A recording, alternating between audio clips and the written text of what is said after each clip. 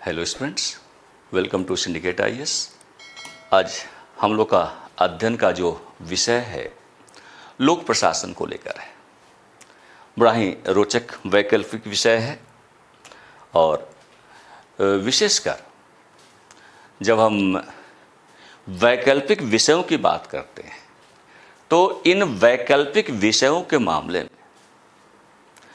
एक बहुत ही महत्वपूर्ण विषय के रूप में लोक प्रशासन काफी लंबे समय से बना हुआ है। और वैसे भी आप जिस सेवा में जाना चाह रहे हैं, आप सब आईएएस बनना चाह रहे हैं, आईपीएस बनना चाह रहे हैं, प्रशासनिक अधिकारी बनना आप सबका ध्येय है। तो ऐसे में अगर विषय भी प्रशासन से जुड़ा हुआ हो तो निसंदेह आपके उद्देश्य और बेहतर ढंग से प्राप्त करना संभव होता है। तो कहने का हमारा आशय है कि वैकल्पिक विषय के रूप में यदि आप देखें तो लोक प्रशासन एक बहुत ही महत्वपूर्ण विषय है और इस संदर्भ में आज हम समझने का प्रयास करेंगे कि लोक प्रशासन क्या है, लोक प्रशासन रूपी विषय के अंतर्गत हम किन बातों का अध्ययन करते हैं, उसे बेहतर ढंग से हम कैसे तैयारी कर सकते हैं। इन तमाम बातों की जानकारी आज हम लोग प्राप्त करने का प्रयास करेंगे आज के इस सेशन के अंतर्गत। सबसे पहले समझने का प्रयास करेंगे कि लोक प्रशासन क्या है। तो आज का विषय हमारा है लोक प्रशासन क्या है, व्हाट इज पब्लिक एडमिनिस्ट्रेशन। बड़ा महत्वपूर्ण प्रश्न है, बल्कि आप कह सकते हैं कि प्रशासन को समझना, लोक प्रशासन को समझना प्रारंभिक स्तर पर होना आवश्यक है, जिससे कि विषय को लेकर आपकी दिलचस्पी बेहतर बन सकती है।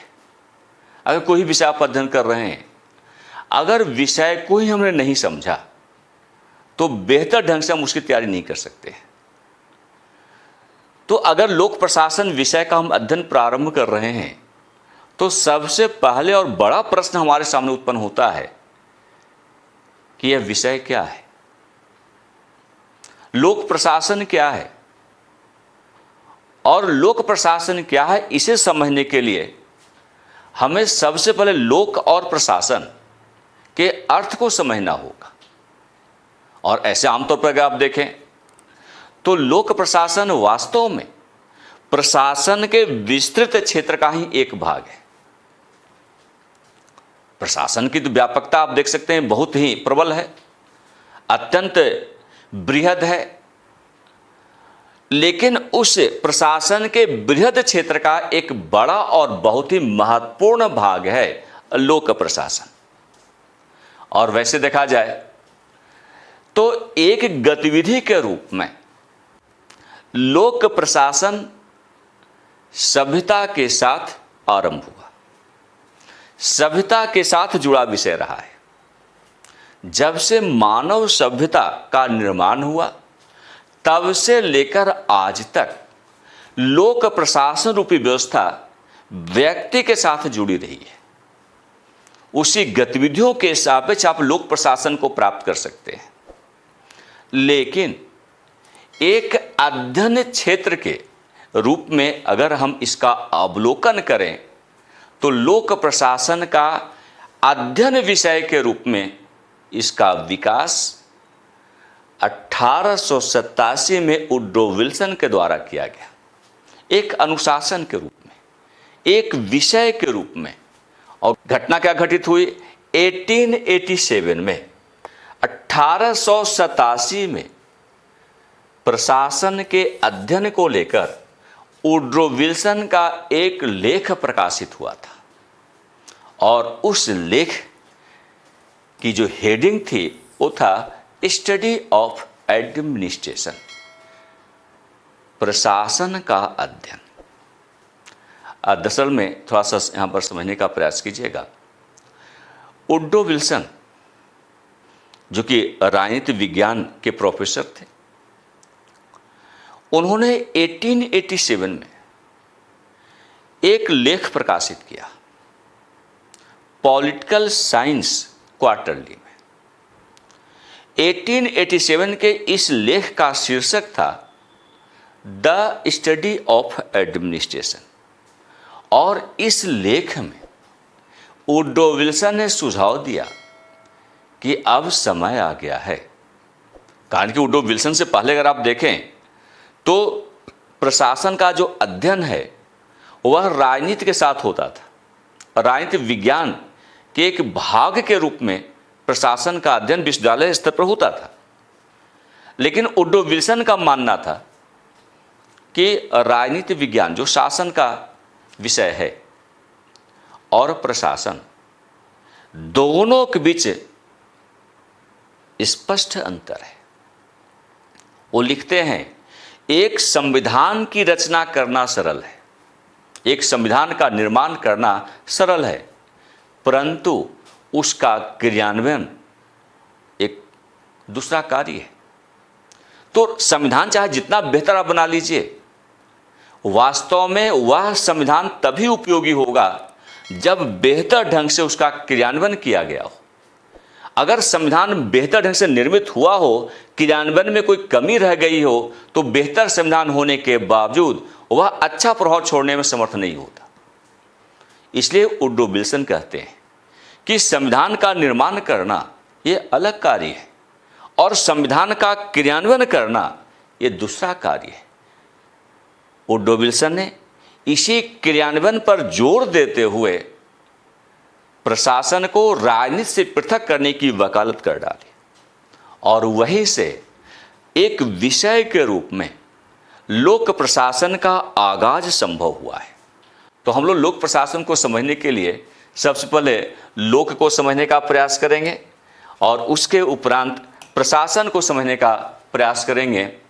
जब लोक को समझ लेंगे तब प्रशासन के अर्थ को उसके साथ जोड़कर जब अध्ययन करेंगे तो संपूर्ण लोक प्रशासन के अर्थ से हम परिचित हो सकते हैं। तो आइए सबसे पहले हम समझें कि लोक प्रशासन में जिस लोक शब्द का प्रयोग किया गया है वह लोक क्या है। तो देखिए, लोक प्रशासन का जो शब्द है वो लोक और प्रशासन ये दो के साथ जुड़ा हुआ है। दो शब्दों का संयोग, लोक और प्रशासन का जो संयोग हुआ है वह लोक प्रशासन कहलाता है। अब यहाँ पर देखिए, लोक के अर्थ को हम जान लें और प्रशासन के अर्थ के साथ इसे जोड़कर अध्ययन करें तो संपूर्ण लोक प्रशासन को समझना सरल हो सकता है। संपूर्ण लोक प्रशासन क्या है इसे आप जान सकते हैं। तो सबसे पहले देखें कि लोक क्या है, और जब हम लोक क्या है इस पर चर्चा को आयोजित करते हैं तो इसको समझने के लिए थोड़ा सा जो है हमें लोक को व्यापक आधार पर समझना होगा। यहाँ पर देखिए, लोक शब्द है। लोक के लिए अंग्रेजी का शब्द हम पब्लिक का प्रयोग करते हैं। पब्लिक, और जब हम पब्लिक की बात करते हैं तो इसका आशय क्या है? लोग से। जो लोक है वो क्या है? लोग है। यानी लोग के लिए हम लोक का प्रयोग करते हैं और पब्लिक के लिए हम जनता का प्रयोग करते हैं। यानी जब आप लोग की बात करते हैं तो किसी व्यक्ति विशेष की बात नहीं कर रहे होते हैं। लोग शब्द का प्रयोग एक से अधिक व्यक्तियों के सापेक्ष किया जाता है। अब जब व्यक्तियों की बात आप करते हैं तो वहां पर व्यक्तियों से हमारा सीधा आशय जनता से होता है, और जनता की जब आप बात करते हैं तो यहां पर भी हम व्यक्ति विशेष की बात नहीं करते। जहां पर जनता की बात की जाती है वहां पर हम सबकी बात कर रहे होते हैं। सार्वजनिक आधार पर हम चर्चा कर रहे होते हैं, हम सार्वजनिकता की बात कर रहे होते हैं। तो जो लोक है वह लोग है, और जो लोग हैं वह जनता है, और जो जनता है उसे ही हम सार्वजनिक कहते हैं।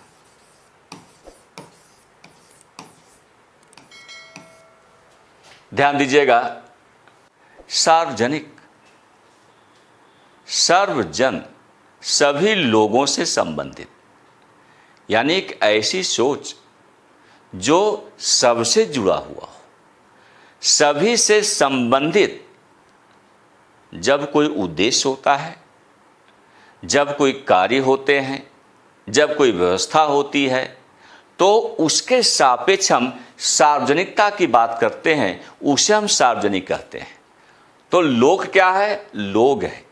लोक का मतलब व्यक्तियों का समूह है, और उन्हीं व्यक्तियों के समूह को हम जनता के रूप में निर्धारित करते हैं, उसे हम जनता कहते हैं। और जो जनता है, जनता इंडिविजुअल की बात नहीं करती। अगर आप जनता की बात करते हैं तो सबकी बात करते हैं। जनता की बात करते हो इसका मतलब आप सार्वजनिकता की बात करते हैं। जो जनता वो सार्वजनिक है। और सार्वजनिक सोच किसकी होती है?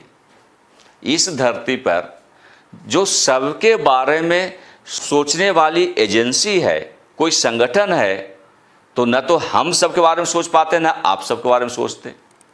सर्वजन की सोच, सर्वजनों से जुड़ा हुआ उद्देश्य अगर किसी का है तो केवल एक ही संस्था है जिसको हम सरकार कहते हैं।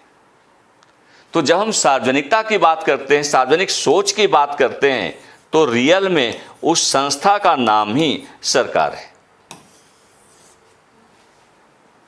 देखिए कैसे अर्थ जो है निकलता है किसी शब्द का। जब हम लोक प्रशासन का अध्ययन कर रहे होते हैं, यदि हम लोक के वास्तविक अर्थ को नहीं समझ पाए, उसके शब्द अर्थ को नहीं समझ पाए, तो क्या लोक प्रशासन को आप परिभाषित कर सकते हैं? क्या लोक प्रशासन की संपूर्ण परिपाटी को समझना संभव हो सकता है? क्या नहीं हो सकता। तो हमें क्या करना है? हमें इसके वास्तविक अर्थ को समझने के लिए शब्दों के अर्थ में जाना होगा, शब्दों के अर्थ को समझना होगा, और इसलिए शब्द अर्थ का बड़ा प्रभाव पड़ता है। तो हम यहाँ पर क्या देख रहे हैं? लोक प्रशासन को समझने के लिए लोक शब्द की व्याख्या कर रहे हैं, और प्रशासन के अर्थ के साथ उसका जोड़कर जब हम अध्ययन करेंगे तो संपूर्ण लोक प्रशासन को परिभाषित करना सरल बन सकता है। तो यहाँ पर क्या देख रहे हैं? लोक का आशय लोग से है, लोगों का आशय जनता से है, और जो जनता है वही सार्वजनिक है, और जो सार्वजनिक सोच की एजेंसी है, जो संस्था है, वो सरकार के रूप में स्थापित है। यानी लोक प्रशासन का जो लोक है वह वास्तव में सरकार से जुड़ा हुआ है। यानी यहां पर लोक का आशय सरकार से है। यानी हम किस प्रकार के प्रशासन का अध्ययन करने जा रहे हैं? सरकारी प्रकार के प्रशासन का अध्ययन करने जा रहे हैं। लोक प्रशासन का मतलब सार्वजनिक प्रशासन, लोक प्रशासन का मतलब लोगों का प्रशासन, लोक प्रशासन का मतलब जनता से जुड़ा हुआ प्रशासन। लोक प्रशासन का आशय सरकारी प्रकार के प्रशासन से होता है। अगर शाब्दिक अर्थ में लोक प्रशासन को समझने का प्रयास करें तो इसका यही अर्थ निकलता है कि वैसा प्रशासन जो सरकार से जुड़ा हुआ हो, सार्वजनिक हित से संबंधित हो, जनता के उद्देश्यों को प्राप्त करने के लिए संचालित होता हो, लोगों के द्वारा उसे संचालित किया जा रहा हो। हम इसी प्रकार के प्रशासन को लोक प्रशासन के रूप में जानते हैं।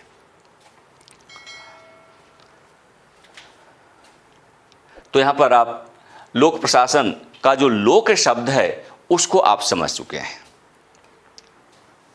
अब यहां पर देखिए प्रशासन को थोड़ा समझना होगा कि प्रशासन क्या है। अब प्रशासन को समझने के लिए हमें क्या करना होगा? उसके भी शाब्दिक अर्थ को पहले समझना होगा।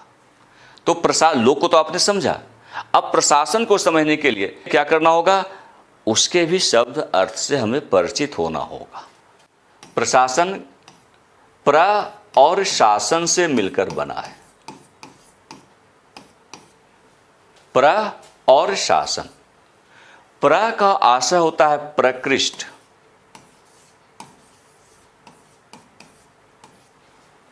उत्कृष्ट। जो प्रकृष्ट है वही उत्कृष्ट होगा, और जो उत्कृष्टता कैसे आती है? जब सही तरीके से कार्य को संपन्न किया जाए। कोई कार्य अगर जैसे तैसे संपन्न कर दिया जाए तो वह प्रकृष्ट नहीं हो सकता है। कार्य बेहतर ढंग से संपन्न किया जाए, विधि विधान पूर्वक संपन्न किया जाए, तभी उस कार्य में विशिष्टता का समावेशन हो सकता है। तो यहां पर हम किस प्रकार के कार्य की बात करें? प्रकृष्टता जिसमें हो, उत्कृष्टता जिसके अंतर्गत हो। प्र क्या है? उपसर्ग है।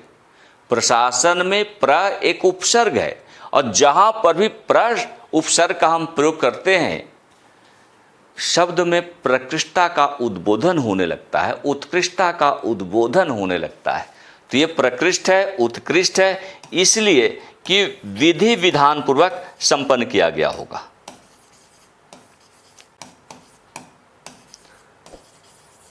अगर कोई कार्य सही तरीके से विधि विधान पूर्वक संपन्न किया जाए तो निसंदेह ऐसे कार्य उत्कृष्टता को प्राप्त कर सकते हैं, प्रकृष्ट कार्य के रूप में संपन्न किए जा सकते हैं।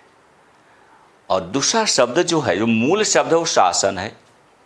शासन शास धातु से बना है। शास,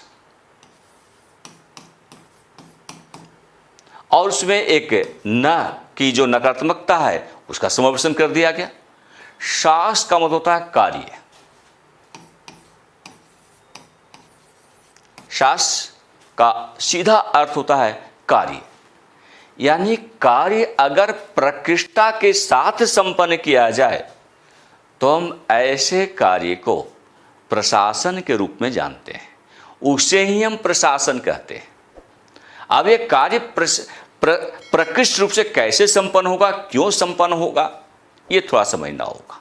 जैसे हमने प्रारंभ में ही कहा कि प्रशासन शासन के विस्तृत क्षेत्र का एक भाग मात्र है।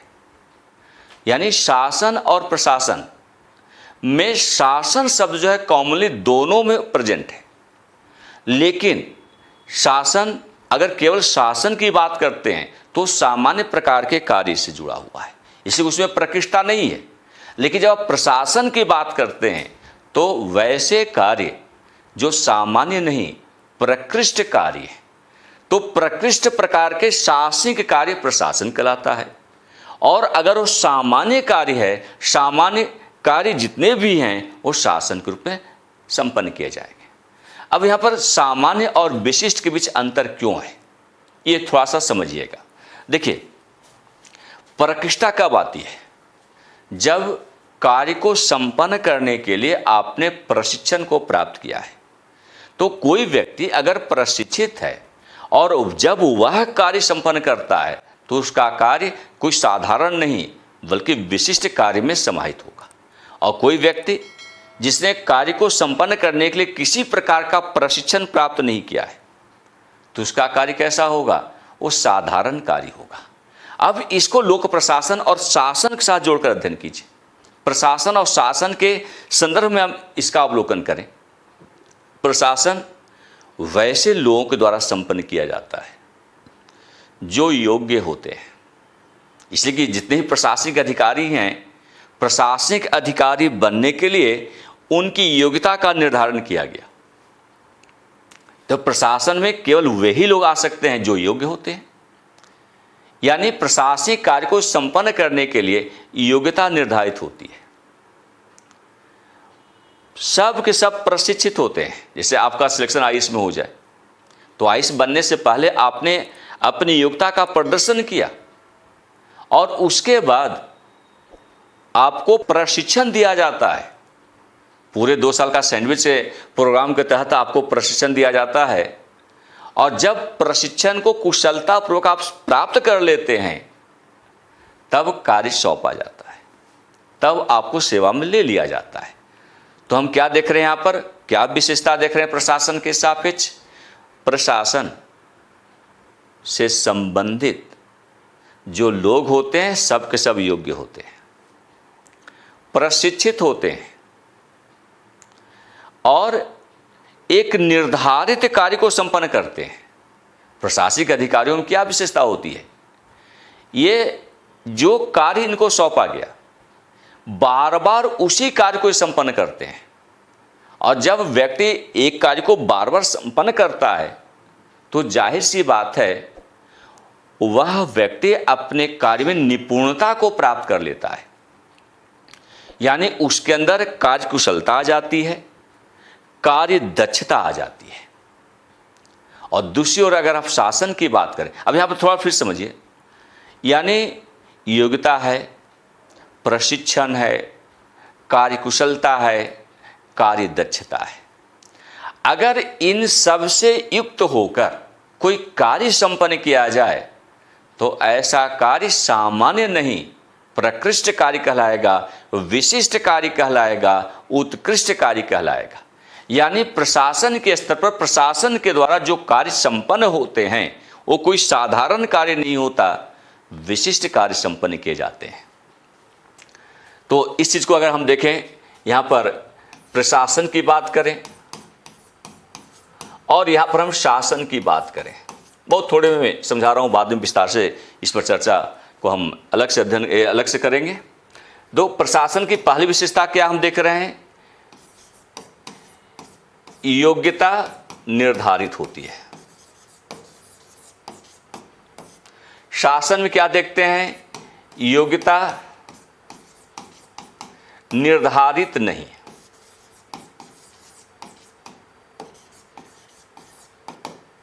इसकी दूसरी विशेषता क्या हम देखते हैं, प्रशिक्षण अनिवार्य होता है। जितने भी प्रशासनिक अधिकारी होते हैं सब के सब प्रशिक्षित होते हैं, प्रशिक्षण अनिवार्य रूप से प्राप्त करते हैं तब वो सेवा में लिए जाते हैं। तो ये यहाँ पर प्रशिक्षण अनिवार्य होता है, यहाँ पर उसका अभाव होता है, प्रशिक्षण का अभाव होता है। तीसरी बात क्या हम देख रहे हैं, इनके अंदर कार्य कुशलता होती है। और शासन में इसका अपोजिट, शासन में क्या होता है, आया राम गया राम। कोई सांसद इस बार चुनाव जीत कर आया, हो सकता है मंत्री बना दिया गया हो, वो भी मंत्री कब तक एक मंत्रालय में अब पद धारण किए रखेगा ये गारंटेड नहीं है। कुछ समय के बाद हो सकता है कि उसका मंत्रालय चेंज कर दिया जाए, उसका विभाग बदल दिया जाए, या उसके मंत्री पद को ही समाप्त कर दिया जाए, मंत्री पद से उसे मंत्री परिषद से उसको बाहर कर दिया जाए, या हो सकता है कि 5 साल तक वो मंत्रालय में या किसी विभाग में मंत्री रूप में काम कर रहा हो। तो ये एक छोटे से पीरियड के लिए ही शासन के कार्यों से जुड़ते हैं, लंबे समय तक शासन कार्य का अनुभव उनके पास नहीं होता, आया राम गया राम की स्थिति होती है।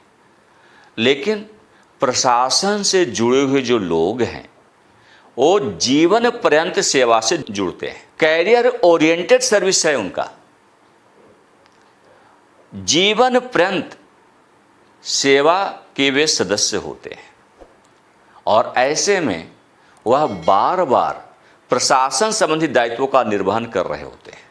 तो कोई व्यक्ति अगर बार बार एक कार्य को संपन्न कर रहा हो तो वह कार्यकुशल बन जाता है, उसमें कार्य दक्षता आ जाती है। लेकिन शासन से संबंधित जो लोग हैं कुछ समय के लिए शासन में आते हैं, फिर बाहर चले जाते हैं, फिर आते हैं, फिर बाहर चले जाते हैं। उनके कार्य निर्धारित प्रकार के नहीं होते, उनकी सेवाएं निर्धारित प्रकार की नहीं होती, जीवन पर्यंत सेवा उनके साथ बनी हुई नहीं रहती। इस वजह से उनके अंदर न तो कार्य कुशलता आ पाती है और न ही कार्य दक्षता उनके अंदर समाहित हो पाती है। तो इन सब का अभाव उनके अंदर होता है। तो ऐसे में शासन के द्वारा जो कार्य संपन्न होते हैं वे केवल साधारण प्रकृति के होते हैं, जबकि प्रशासन के रूप में जो कार्य संपन्न होते हैं वो उत्कृष्ट प्रकार के कार्य होते हैं। विशिष्ट श्रेणी में ऐसे कार्यों को रखना संभव होता है। तो शासन और प्रशासन के बीच एक छोटा सा अंतर आप यहाँ पर देख सकते हैं।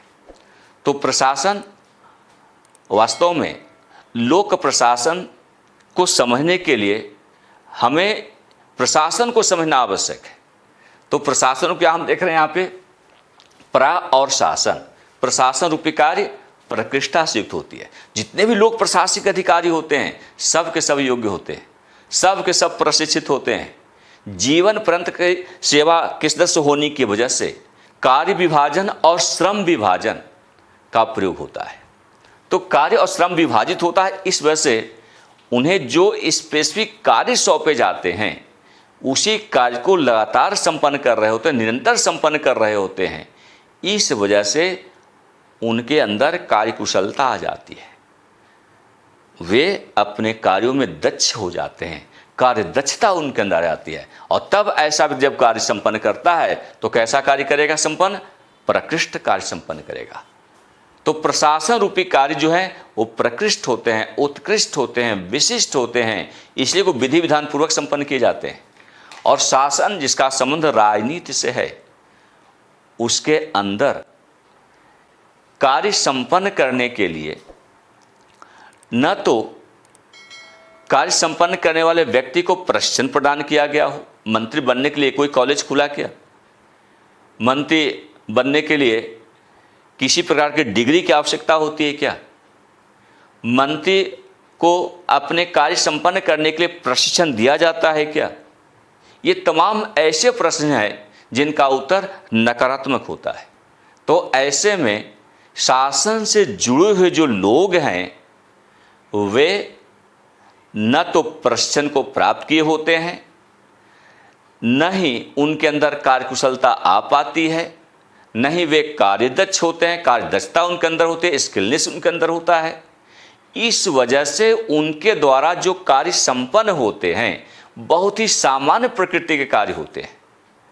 तो प्रशासन और शासन के बीच जो बेसिक अंतर है उसे आपने इस रूप में समझा है। साथ ही प्रशासन को हम देखें तो 4 अलग अलग रूपों में भी दिखाई पड़ता है, स्पष्ट होता है। प्रशासन एक अनुशासन के रूप में, प्रशासन में आप डिग्रियां प्राप्त कर सकते हैं, आप लोक प्रशासन विषय में एमए कर सकते हैं, आप पीएचडी कर सकते हैं, रिसर्च कर सकते हैं, डिग्रियां आपको प्रदान की जाती हैं। तो ये क्या है? एक अनुशासन, एक डिसिप्लिन है, एक विषय है लोक प्रशासन। दूसरी बात, एक व्यवसाय के रूप में भी आप इसका प्रयोग करते हैं। जितने भी हमारे प्रशासनिक अधिकारी हैं वे क्या हैं? एज ए प्रोफेशन वो काम करते हैं, प्रोफेशनल्स कहलाते हैं। साथ ही हम क्या देखते हैं? एक प्रक्रिया के रूप में भी इसका प्रयोग होता है। प्रशासन एक प्रक्रिया है, कारण कि प्रक्रिया का मतलब क्या है? कार्य सही तरीके से संपन्न किया जाए, विधि विधान पूर्वक संपन्न किया जाए, जो मानक तय किए गए हैं उन्हीं मानकों का प्रयोग करते हुए कार्य को संपन्न किया जाए। तो एक प्रक्रिया के रूप में प्रशासन को देखते हैं। और साथ ही सरकार के एक पर्याय के रूप में जब आप प्रशासन की बात करते हैं तो सरकार दिखाई पड़ती है। जैसे डीएम अगर बेहतर काम कर रहा है तो डीएम की वाहवाही नहीं होती, डिस्ट्रिक्ट मजिस्ट्रेट की वाहवाही नहीं होती, सरकार की वाहवाही होती कि देखो इस सरकार में इतना बेहतर कार्य हो रहा है। कार्य प्रशासनिक अधिकारी के माध्यम से संपन्न होता है, क्योंकि प्रशासनिक अधिकारी ही समाज के स्तर पर लोगों के साथ जुड़े होते हैं। तो समाज के स्तर पर लोगों के लिए जो कार्य संपन्न होते हैं वो कार्य प्रशासनिक अधिकारी द्वारा संपन्न किए जाते हैं, लेकिन इससे छवि बनती है सरकार की। तो जब हम प्रशासन की बात करते हैं तो वह सरकार के एक पर्याय के रूप में, सरकार के रूप में ही उद्बोधित होता है। तो प्रशासन के 4 अलग अलग रूप हैं और इन चारों रूपों को आप इस संदर्भ में समझ सकते हैं। तो प्रशासन एक अनुशासन के रूप में भी है, प्रशासन एक व्यवसाय के रूप में भी आप इसे संबोधित करते हैं, आपका प्रशासन एक प्रक्रिया के रूप में भी है, और ये प्रशासन सरकार के एक पर्याय के रूप में भी यहाँ पर आप उसे देख सकते हैं। अब हम समझने का प्रयास करेंगे कि लोक प्रशासन में जो लोक शब्द है उसका मूल आशय क्या है।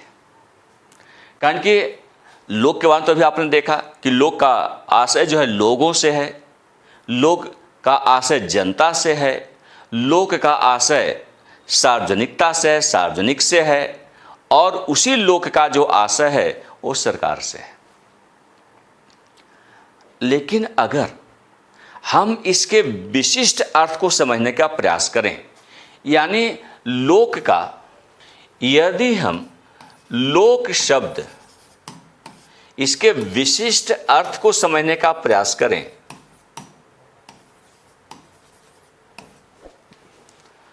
तो लोक शब्द का आशय 3 अलग अलग संदर्भों में समझा जा सकता है। दरअसल में इस संदर्भ में लोक शब्द का जो विशिष्ट अर्थ है, इसे समझने का प्रयास रेंसन एवं स्टुअर्ट के द्वारा किया गया।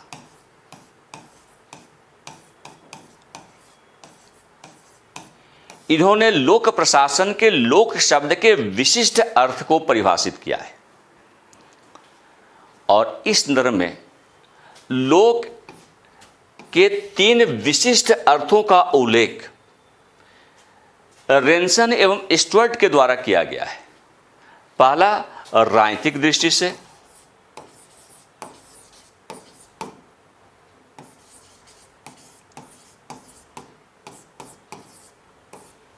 दूसरा स्वामित्व की दृष्टि से,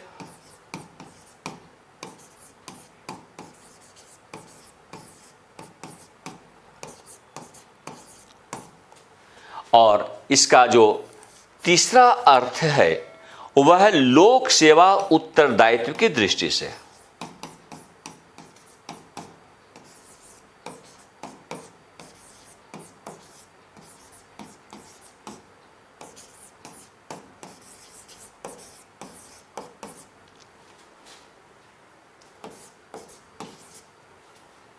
ये 3 विशिष्ट अर्थ हैं लोक शब्द का।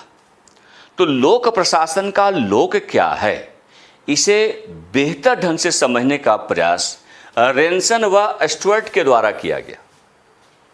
और रेंसन व स्टुअर्ट क्या कहते हैं कि लोक शब्द को 3 अलग अलग दृष्टिकोणों के आधार पर समझा जा सकता है। इनमें पहला दृष्टिकोण क्या है, राजनीतिक दृष्टिकोण है। राजनीतिक दृष्टि से अगर देखा जाए तो लोक से आशय लोगों के ऐसे समूह से है जो लोक क्षेत्र में निवास करते हैं, यानी लोक क्षेत्र में रहने वाले लोगों का समूह लोक कहलाता है। अब समझना हो कि लोक क्षेत्र है क्या, तो लोक क्षेत्र एक ऐसे क्षेत्र को कहा जाता है जहां पर लोग सामूहिक रूप से निवास करते हैं, जबकि वहां की सार्वजनिक समस्या का समाधान व्यक्तिगत आधार पर संपन्न किया जाता है।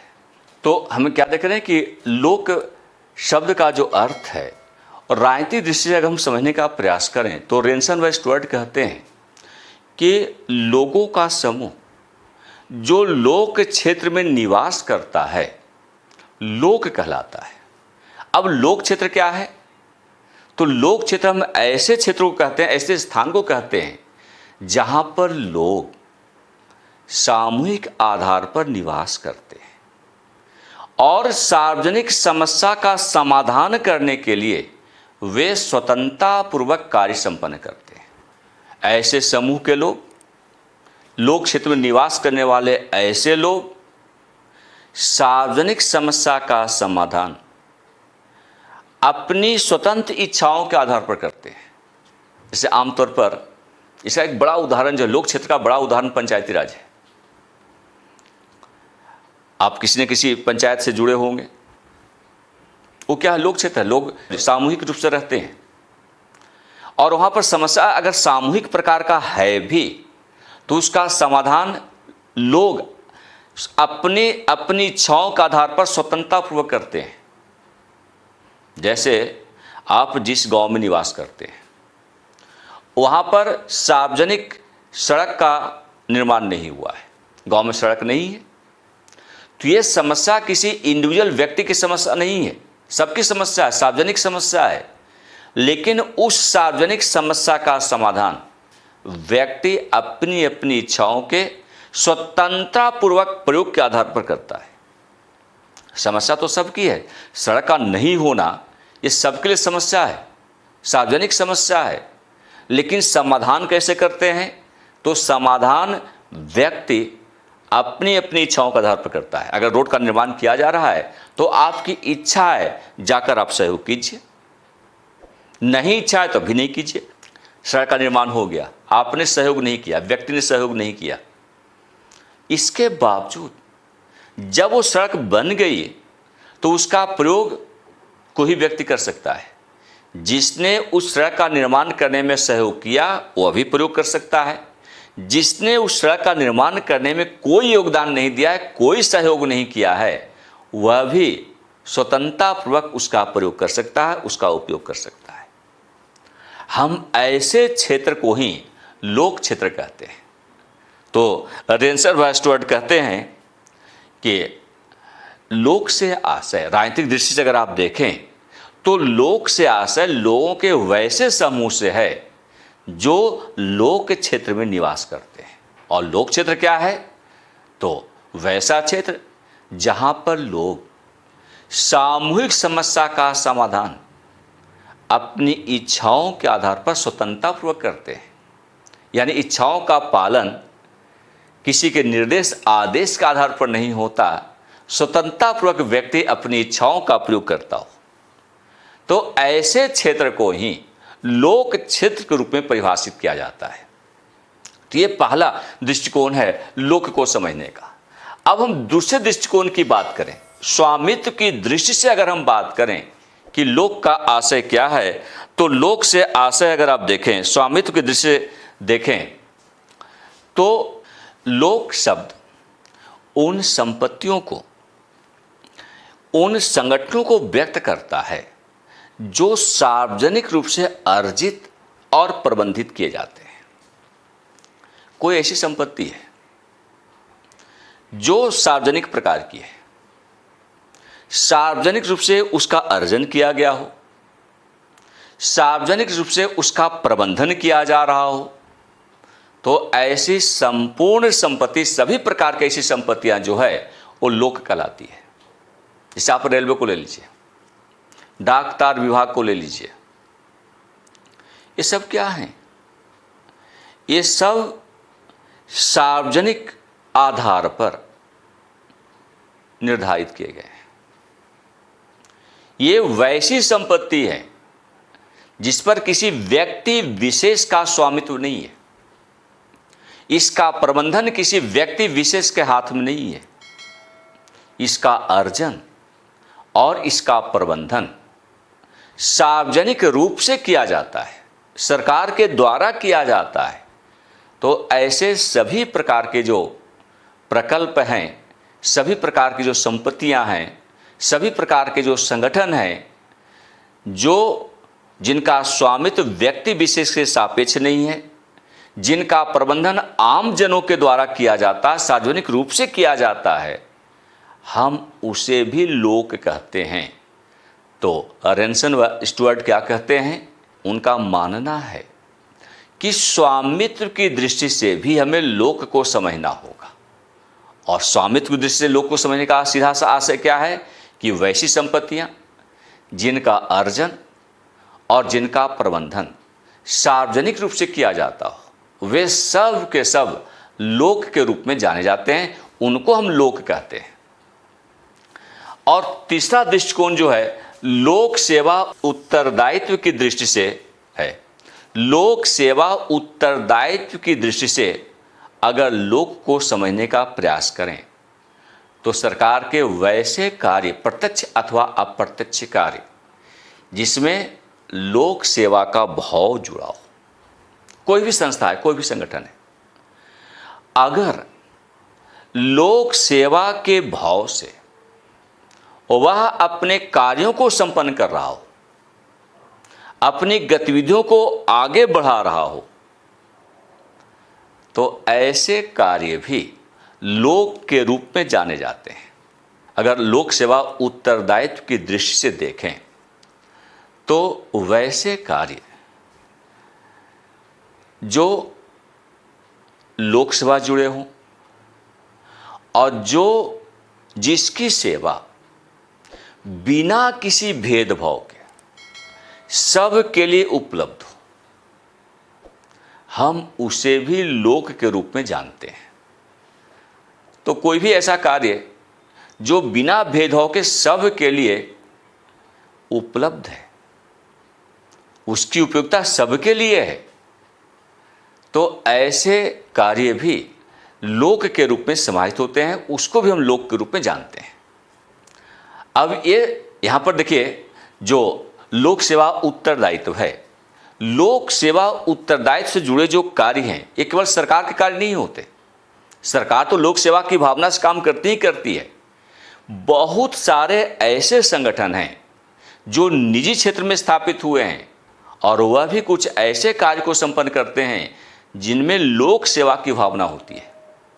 आज बहुत सारे हमारी कंपनियां, बड़ी बड़ी जो कंपनियां हैं, लोक सेवा की दृष्टि से भी वह कुछ कार्यों को संपन्न करने के लिए आगे बढ़ चढ़कर हिस्सा लेती है। तो उनके वैसे कार्य जिसमें लोक भावना जुड़ी होती है, लोक सेवा का भाव जुड़ा होता है, वे सारे के सारे कार्य लोक के रूप में जाने जाते हैं, उनको भी हम लोक कहते हैं। इसके अतिरिक्त जो है एनजीओ को आप देख लीजिए। जो एनजीओ हैं, नॉन गवर्नमेंटल ऑर्गेनाइजेशंस, गैर सरकारी संगठन जिसे आप कहते हैं, उनमें भी लोक भावना जुड़ी होती है। उनके कार्य का उद्देश्य भी लोक सेवा करना होता है। तो लोक सेवा के उद्देश्य से एनजीओ के द्वारा जो कार्य संपन्न होते हैं वह भी लोक है। इसके अलावा नेटवर्क्स को अगर आप देखें, आज नेटवर्क्स का खूब प्रयोग हो रहा है, संबंधों का संजाल जिसको आप कहते हैं। नेटवर्क्स के द्वारा जो कार्य संपन्न होते हैं उनमें भी लोक सेवा का भाव कहीं न कहीं अंतर्निहित होता है। तो ऐसे कार्य जो लोक सेवा से जुड़े हों, चाहे वह एनजीओ के द्वारा संपन्न किया जा रहा हो, गैर सरकारी संगठन के माध्यम से संपन्न किया जा रहा हो, निजी क्षेत्र के माध्यम से संपन्न किए जा रहे हों, सरकार स्वयं संपन्न कर रही हो, नेटवर्क्स के माध्यम से संपन्न किया जा रहा हो, वे सब के सब लोक के रूप में जाने जाते हैं। तो ये तमाम तरीके से आप लोक को समझ सकते हैं और भी हम लोग विस्तार से इसे समझने का प्रयास करेंगे। तो आज क्लास को यहाँ पर ही संपन्न कर रहे हैं। इस क्लास में आपने लोक प्रशासन को परिभाषित करने के संदर्भ में सबसे पहले लोक शब्द क्या है, उसके अर्थ को सामान्य रूप से समझने का प्रयास किया। उसके विशिष्ट अर्थ से अभी आप परिचित हुए। प्रशासन को भी थोड़े में समझने का भी प्रयास हुआ है, क्योंकि लोक प्रशासन का विषय बहुत बड़ा विषय है और इसे कोई एक क्लास में पूर्णता के साथ समझना संभव नहीं होता। तो जैसे जैसे क्लास आप सबकी आगे बढ़ेगी वैसे वैसे हम लोक प्रशासन को बेहतर ढंग से समझने का प्रयास करेंगे। तो आगे भी ये क्लास जारी रहेगी, उसके माध्यम से हम आपको लोक प्रशासन के जो विशिष्ट अर्थ हैं, जो वास्तविक अर्थ हैं, उसे आपको परिचित कराएंगे। तब तक के लिए आप सबको बहुत बहुत धन्यवाद।